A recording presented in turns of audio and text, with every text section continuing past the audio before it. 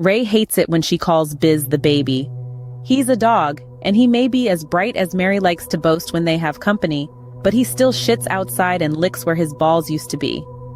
Buy a few Twinkies while you're at it, he tells her. Or maybe they're having a special on ho-hos. You're so mean, she says. She gets out of the car and slams the door.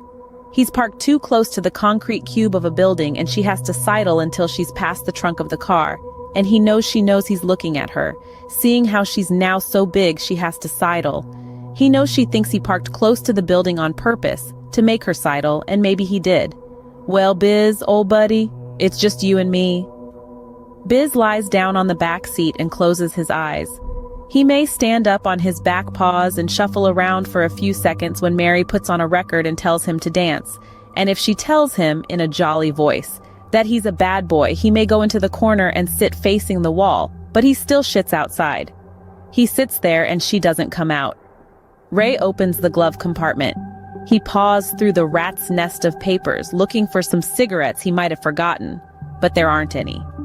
He does find a Hostess snowball still in its wrapper. He pokes it.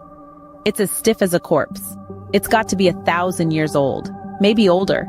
Maybe it came over on the Ark. Everybody has his poison, he says. He unwraps the snowball and tosses it into the back seat. Want that, Biz? Biz snarks the snowball in 2 bites. Then he sets to work licking up bits of coconut off the seat. Mary would pitch a bitch, but Mary's not here. Ray looks at the gas gauge and sees it's down to half. He could turn off the motor and roll down the windows, but then he'd really bake. Sitting here in the sun, waiting for her to buy a purple plastic kickball for 99 cents, when he knows they could get one for 79 cents at Walmart. Only that one might be yellow or red. Not good enough for Tally, only purple for the princess. He sits there and Mary doesn't come back. Christ on a pony, he says. Cool air trickles from the vents. He thinks again about turning off the engine, saving some gas, then thinks, fuck it.